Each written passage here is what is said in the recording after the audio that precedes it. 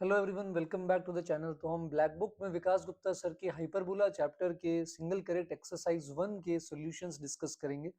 First question पर आ जाते हैं अपन। इसमें लिखा हुआ है नॉर्मल बना रहे हैं हम एक्स वाई बराबर 4 पे 1,4 पॉइंट पे, वो कर्व को वापस कहाँ मीट करेगा वो पॉइंट बताना है। तो ये बेसिकली रेक्टेंगुलर हाइपरबोला है आपका एक्स वाई बराबर सी स्क्वायर, जहाँ सी की वैल्यू 2 है। तो इस पे कोई भी पॉइंट अपन ऐसे अज्यूम करते हैं C T comma C by T. ठीक है, तो आप यहाँ पर एप्लीकेशन ऑफ डेरिवेटिव्स की हेल्प से भी नॉर्मल लिख सकते हो, अदरवाइज आप इस पॉइंट से t बराबर 0 करके टेंजेंट लिख सकते हो और उसके परपेंडिकुलर नॉर्मल की इक्वेशन आ जाती है। फिलहाल मैं डायरेक्ट फॉर्मूला यूज कर रहा हूँ। तो फॉर्मूला कुछ ऐसा होता है हमारे पास, x t Q minus y t बराबर सी टी की पावर 4 माइनस सी। ठीक है, अब यहाँ अगर अपन c T comma C by t देखेंगे तो यहाँ से t की वैल्यू हाफ आ जाएगी, वो अपन बाद में रख देंगे। अब बोल रहा है वापस कर्व को कहाँ मीट करेगा, तो वापस कर्व को जहां भी मीट करेगा उस पॉइंट को आप C T dash comma C by T dash मान सकते हैं और उसको यहाँ पे पुट कर देंगे। तो C T dash T Q minus C by T dash T बराबर सी टी की पावर 4 माइनस सी आ जाएगा। तो सी वाला पार्ट अपन कैंसिल कर देंगे। अब राइट साइड से -1 को लेफ्ट में भेज देते हैं और टी डैश टी क्यूब को राइट साइड में भेज देते हैं। तो यहाँ पे फैक्टराइजेशन हो जाएगा आपके पास।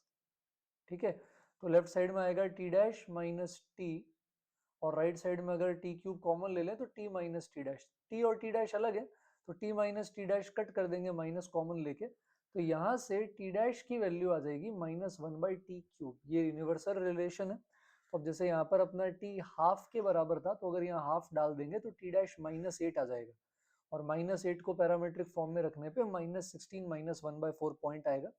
तो नॉर्मल की इक्वेशन यूज करिए और पैरामीट्रिक फॉर्म में पॉइंट यूज किया है। नॉर्मल की इक्वेशन आप खुद डिराइव करने की कोशिश करें, अगर आपको याद नहीं है तो या तो एप्लीकेशन ऑफ डेरिवेटिव से या फिर C T comma C by T point पे टेंजेंट टी बराबर 0 करके उसके परपेंडिकुलर लाइन लिख लें इसी पॉइंट से जाती हुई। ठीक है, सेकंड वाले पर आते हैं। यहाँ पर शॉर्टेस्ट डिस्टेंस की अप्रोच लग रही है शायद। तो पी क्यू अपनी कॉर्ड है और X square minus 2y square equal to 4 की कॉर्ड है और बोल रखा है अल्फा कॉमा बीटा इसको सेटिस्फाई कर रहा है, मतलब ये एक सर्कल है बेसिकली। तो X square by 4 minus Y square by 1 बराबर 1, ये हॉरिजॉन्टल हाइपरबोला है और X square plus Y square बराबर 1 वाले सर्कल को अल्फा बीटा सेटिस्फाई कर रहा है। लेस देन इक्वल टू मतलब उसके अंदर का हिस्सा है, तो यहाँ कहीं भी हो सकता है अल्फा बीटा इस सर्कल पे। और कॉर्ड इसको कट करते हुए जा रही है। कॉर्ड की इक्वेशन है 2x प्लस वाई प्लस 6 बराबर 0। तो क्योंकि कॉर्ड फिक्स है तो इस वजह से बेस फिक्स हो जाएगा ट्राइंगल का, जो भी ट्राइंगल हम ले रहे हैं अल्फा बीटा उस पे पॉइंट है। तो अगर हम चाहते हैं कि एरिया मिनिमम हो तो हाइट मिनिमम होनी चाहिए, क्योंकि बेस तो फिक्स है। इसका मतलब ये जो सर्कल है 0,0 सेंटर और 1 रेडियस का, हमें बेसिकली 2x प्लस वाई बराबर 6 का इससे शॉर्टेस्ट डिस्टेंस चाहिए और शॉर्टेस्ट डिस्टेंस कॉमन नॉर्मल के अलॉन्ग होता है, राइट। तो ये वाला जो पॉइंट होगा ये सबसे नजदीक का, ये अल्फा कॉमा बीटा हो जाएगा और हमें यही अल्फा कॉमा बीटा चाहिए। तो 0,0 का आप यहाँ से डिस्टेंस निकालेंगे तो ये 6/√5 आ जाएगा। तो ये पूरा डिस्टेंस हमारा क्या हो गया, 0,0 सेंटर था, वहां से डिस्टेंस निकाला 6/√5 और इसमें से रेडियस हमारा 1 है तो पीछे 6/√5 माइनस 1 ऐसा आ जाएगा। तो अपन सेक्शन फॉर्मूला लगा सकते हैं, है ना। और ये वाला जो पॉइंट है ये अपन निकाल सकते हैं 0,0 से फुट ऑफ परपेंडिकुलर हो जाएगा, है ना। तो फुट ऑफ परपेंडिकुलर आप फॉर्मूला से भी निकाल सकते हैं, जो मैं फॉर्मूला यूज करके लगा रहा हूँ, है ना। या फिर आप क्या कर सकते हैं इसके केस के अंदर, बिना फॉर्मूला के आप एक परपेंडिकुलर लाइन लिख के भी निकाल सकते हैं। तो ये 12/5 6/5 आ जाएगा। ठीक है, अब अपन यहाँ पे सेक्शन फॉर्मूला लगा दें तो ये बन जाएगा 1 इंटू 12/5 प्लस 0 अपॉन 6/√5 और 1 into 6/5 plus 0 upon 6/√5। Section formula I think सभी को आता है। तो ये बन जाएगा 2/√5 कॉमा 1/√5। तो शॉर्टेस्ट डिस्टेंस सेक्शन फॉर्मूला का यूज करके अपन ने ये पॉइंट फटाफट निकाल लिया कॉमन नॉर्मल की हेल्प से। थर्ड में बोल रहा है ये लाइन इस हाइपरबोला का टेंजेंट है, तो हमें टेंजेंट की इक्वेशन लिखनी आती है, हम उससे कंपेयर कर लेंगे। टेंजेंट क्या होता है, y बराबर mx प्लस माइनस के अंदर हमारे पास क्या आता है बेटा, a स्क्वायर m स्क्वायर और प्लस के अंदर आ जाता है b स्क्वायर। तो ये वाला पार्ट जो होगा ये c से बराबर कर लें अगर अपन, तो c स्क्वायर की वैल्यू आपके पास आ जाएगी लैम्डा स्क्वायर m स्क्वायर अच्छा यहाँ एलिप्स का लिख दिया, सॉरी, हाइपरबोला है तो माइनस का आ जाएगा, minus lambda cube plus lambda square plus lambda का होल स्क्वायर।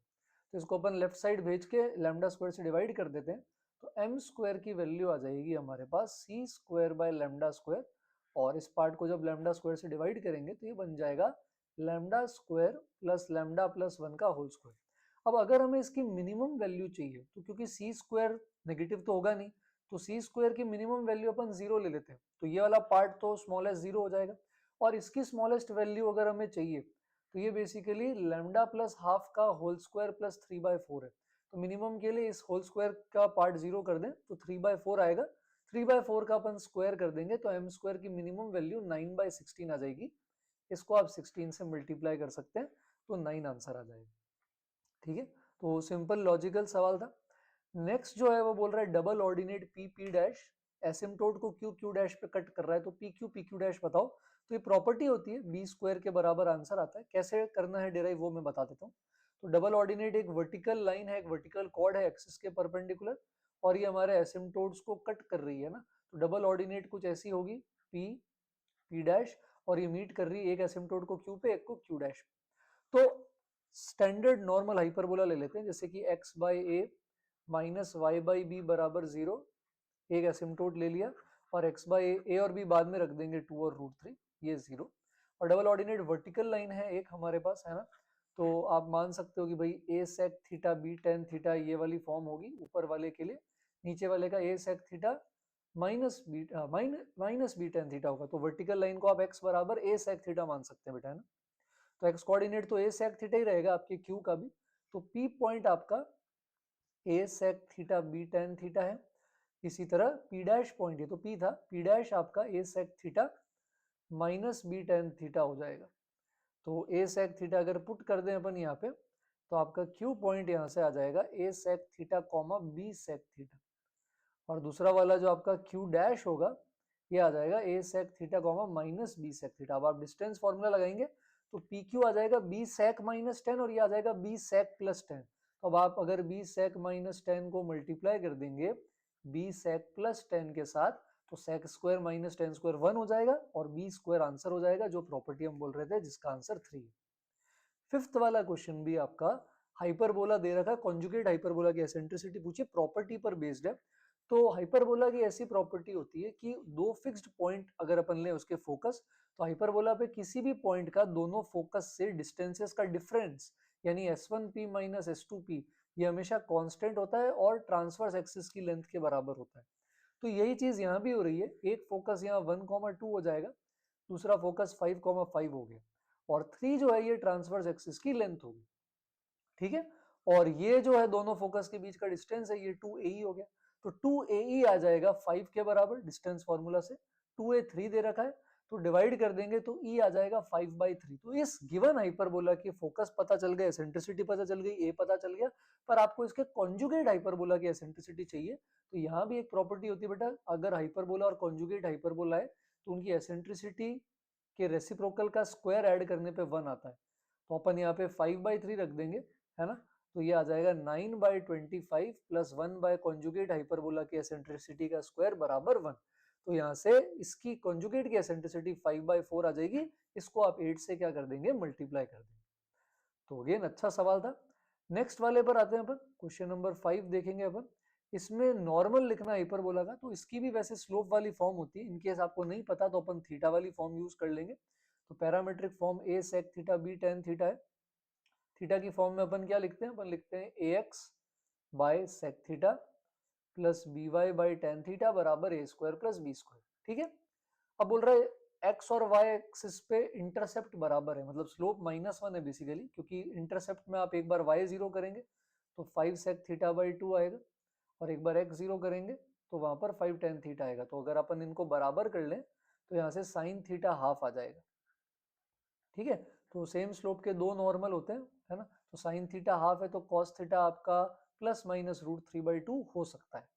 तो आप पुट कर दें, अभी के लिए आप चाहें तो प्लस का √3/2 ले लें, तो ये बन जाएगा x √3, और tan theta sine theta half cos theta √3/2 के साथ टेन थीटा √3 हो जाएगा, ये 5 आ गया।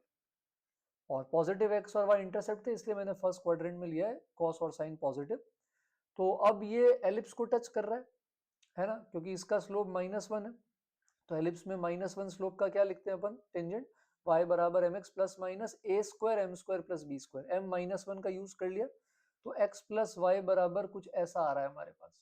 अब अपन यहाँ पर इनको कंपेयर कर लेंगे, रेशियो बराबर कर देंगे, क्योंकि नॉर्मल जो था हाइपरबोला का वही आपका एलिप्स का टेंजेंट है, तो √3/1 बराबर √3/1 बराबर 5/√a² प्लस b स्क्वायर, तो स्क्वायरिंग कर देंगे तो 3a² प्लस b स्क्वायर 25 आ जाएगा।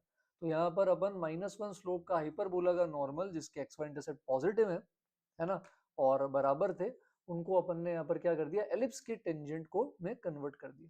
ठीक है, नेक्स्ट में बोल रहा है कि ऐसे पॉइंट का लोकस बताओ जिसका सर्कल के लिए जो कॉर्ड ऑफ कॉन्टेक्ट है वो हाइपरबोला का टेंजेंट है। तो मान लो पॉइंट h कॉमा के है, तो सर्कल के लिए कॉर्ड ऑफ कॉन्टेक्ट t बराबर 0 से आएगा। अब ये हाइपरबोला के लिए टेंजेंट है, तो अपन क्या कर सकते हैं, यहाँ पर y की जगह 1/x रख देते हैं, टेंजेंट है तो टच करेगा ना, तो अपन यहाँ क्वाड्रेटिक बना देते हैं, और क्योंकि टच कर रहा है तो रिपीटेड रूट्स आएंगे, सेम रूट्स आएंगे बेटा, तो अपन यहाँ पे d क्या कर सकते हैं, 0 कर सकते हैं, तो x में ये क्वाड्रेटिक आएगी, अब इसका अपन b² माइनस 4ac 0 कर देंगे, तो यहाँ से hk जो कि xy होता है ये 4 आ गया, तो लोकस वापस एक रेक्टेंगुलर हाइपरबोला ही आ जाएगा, है ना, c² उसका 4 हो जाएगा। तो यहाँ पर अपन ने सर्कल की कॉर्ड ऑफ कॉन्टेक्ट किसी h कॉमा के पॉइंट के लिए जिसका हम लोकस निकाल रहे थे, उसको xy बराबर 1 का टेंजेंट बना दिया। नेक्स्ट क्वेश्चन में बोल रहा है कि ये वाली जो लाइन है, ये जो कॉर्ड है, ये सेंटर पे 90 बना रही है, मतलब जैसे ये आपका हाइपरबोला है, तो ये कॉर्ड जहां भी कट करेगी ये ओरिजिन पे 90 बनाएगी। तो यहाँ पर अपन कौन सा कॉन्सेप्ट लगा सकते हैं, होमोजेनाइजेशन का कॉन्सेप्ट बना लगा सकते हैं।